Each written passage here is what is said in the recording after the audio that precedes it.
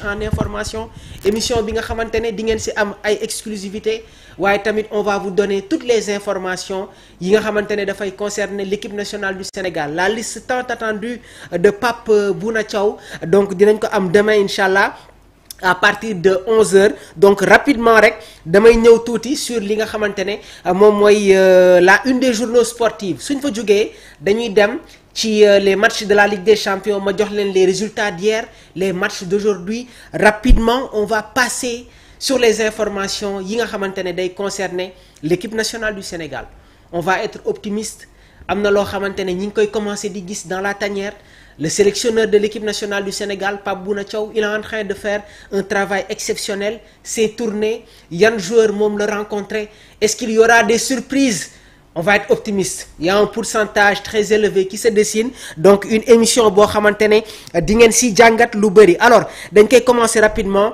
ak xëtle yéenekaay bii di Rewmi Quotidien Sport Rewmi Quotidien Sport dans sa une mi ngi mettre en avant la défaite du Paris Saint-Germain gis ngeen Luis Diaz avec son visage déprimé de l'autre côté ngeen gis Achraf Hakimi à terre donc les larmes aux yeux donc voilà ça va être une situation boo xamante ne dinañ leen ko toppal bu baax a baax le Paris Saint-Germain s'est incliné au Parc des Princes face à cette équipe du Bayern Munich sur le score de 2-1 dinañ ci ñëwaat ci beneen côté bi gis ngeen Hugo Ekitike ak Alexis McAllister milieu de terrain de Liverpool milieu de terrain de cette équipe de l'Argentine qui savoure ce but permettant aux Reds de s'imposer face aux merengues de Xabi Alonso sur le score de 1-0 donc Paris et Real chutent face au Bayern et aux Reds Monaco s'offre enfin sa première victoire Arsenal enchaîne Naples contrarié Tottenham et Atlético déroulent la Juve cale face au Sporting Point Actu Sport dans sa une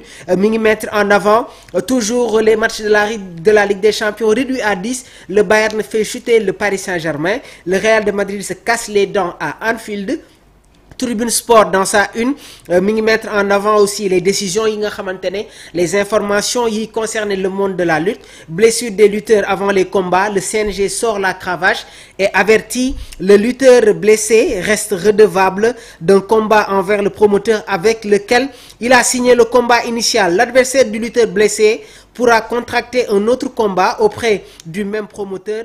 Le CNG précise qu'au-delà d'un délai de 3 mois, si le combat initial ne peut être reprogrammé, l'adversaire du lutteur blessé sera autorisé à contracter un combat avec un autre promoteur. Donc gis ngeen ni tamit Gaston Production jot na officialisé un duel explosif Alioune Seye 2 Général Malika donc ficelé mu nekk yi tamit un combat de gladiateurs à moins de 50 jours du coup d'envoi de la Coupe d'Afrique des Nations 2025 forfait pour la CAN point d'interrogation le Maroc tremble pour Achraf Hakimi une terrible nouvelle qu'est-ce qui va se passer donc jamono ji nag le peuple marocain mi ngi xaar le staff médical parisien bi nga xamante ne war na joxe des informations supplémentaires l'indisponibilité de Achraf Hakimi qu'est-ce qui va se passer ñaata moment lay toog du fouler les pelouses ñaata temps lay toog quel sera encore une fois le délai concernant sa phase de rééducation donc des interrogations encore une fois c'est une décision bi nga xamante ne c'est terrible pour le peuple marocain Record dans sa une mi ngi mettre en avant le technicien de l'équipe nationale du Sénégal il s'agit de Pape Bouna Thiaw métronome de cette équipe amicale Sénégal-Brésil la liste c'est demain à partir de 11h quel lion pour faire face au Brésil il y a des joueurs yi nga xamante ne xam nañ ne que ils feront partie de la liste il y aura des surprises dinañ leen jox des informations en exclusivité ci biir émission donc Pape Bouna Thiaw face à la presse jeudi à partir de 10h 11h alors Edouard Mendy il a été exceptionnel Edouard Mendy n'était pas titulaire ci match bi nga xamante ne le Sénégal mi ngi ko doon football face à cette équipe de la Mauritanie Mori Diaw moom moo nekkoon dans les buts hier il nous a régalé am na benn action boo xamante ne Edouard a enchaîné 3 arrêts décisifs il est exceptionnel on retrouve le Doudou Mendy qu'on avait dans la période bi nga xamante ne Chelsea remporté na sa Ligue des Champions face à Manchester City sur le score de 1-0 grâce à un but de Kai Havertz on se rappelle de cette occasion à la dernière minute Riyad Mahrez Edouard Mendy qui se découvre sortant cette balle donc dans les ultimes secondes de la partie jamono ji nag il est en pleine confiance une très bonne chose pour pour l'équipe nationale du Sénégal. Face au Brésil, le Sénégal, match bi ñu gagné woon sur le score de 4-2. Edouard n'était pas dans les buts. Match boobu noonu Mori Diaw moom moo nekkoon dans les cages et je pense que le retour de Doudou Mendy va être très important. Donc joueurs yi suñu footballé match de championnat ci biir week-end dañuy ñëw rejoindre nag li nga xamante ne moom mooy la trêve internationale, rejoindre les sélections nationales. Alors Pape Bouna Thiaw, la liste demain dinañ ci yaatal bu baax a baax. Rapidement on va passer sur les résultats yi nga xamante ne amoon na démb en Ligue des Champions.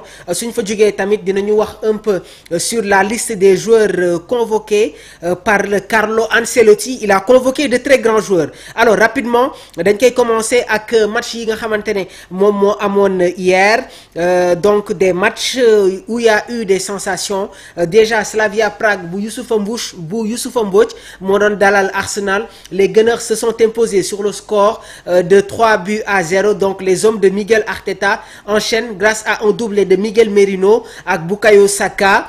Napoli-Francfort, match nul et vierge. Atlético de Madrid, les Colchoneros qui s'imposent au Wanda Metropolitano face à cette équipe de l'Union Saint-Gilloise sur le score de 3-1. Ousseynou Niang était titulaire dans cette rencontre. Donc côté Colchoneros, Julian Alvarez, Conor Gallagher, Llorente ñoo dugal les buts côté madrilène. Monaco bu Crépin Diatta s'impose sur le score de 1-0. Crépin Diatta dafa am quelques blessures, mais je pense que c'est pas terrible. Il va faire partie voilà, sûrement de la prochaine sélection de Pape Bouna Thiaw. Juventus Sporting 1-0. Liverpool qui s'impose face au Real de Madrid à Anfield sur le score de 1-0 grâce à un but de McAllister. Olympiakos PSV Eindhoven 1-0. Au Parc des Princes, les Parisiens se sont imposés face à cette équipe du Bayern Munich, les Bavarois, 2-1. Nicolas Jackson jouait les rencontres, donc il était sur le banc. Donc côté Bayern Munich, Luis Diaz a été double buteur.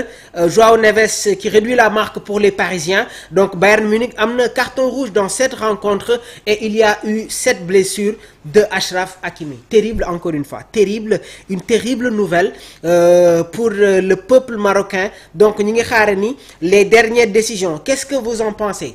Question bi ma leen di poser mooy équipe boo gis rek am na identité.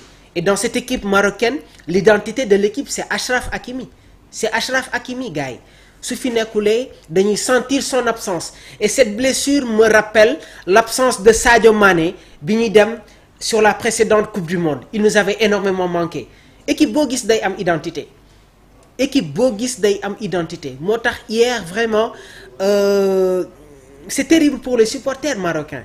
Il faut se mettre un peu à leur place ngeen xam exactement douleur bi nga xamante ne ñi ngi koy ressentir. Man quand j'ai vu les images, c'était vraiment terrible, c'était vraiment terrible et on espère encore une fois que Achraf Hakimi dina revenir à temps, retrouver son niveau parce que tamit la Coupe d'Afrique des Nations, compétition bu mel nii vraiment on a besoin, les stars du football africain, les stars du continent ñu gis leen ñu participer à cette échéance. Léegi nag y a des interrogations qui se posent. Coupe d'Afrique des Nations lan moo tax ñu koy football tout le temps ci période bii nii gis ngeen bërki dem Boulaye Dia génn na joxe ay réaction nee na war nañ di xool une période boo xamante ne vraiment dinañu organiser bii les compétitions. Tottenham moo gagné sur le score de 4-0. Une bonne nouvelle, Pape Matar Sarr qui enchaîne les titularisations et démb vraiment il a eu une bonne note.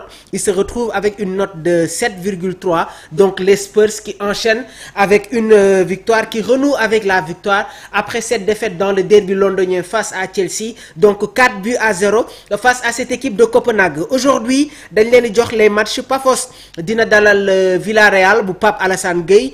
Pafos foofu la Moustapha Nam doon jouer mais actuellement il est plus là-bas. Donc 17h45 Villarreal Pafos. Chelsea dina dem jouer ak équipe bi di Karabakh à 17h45.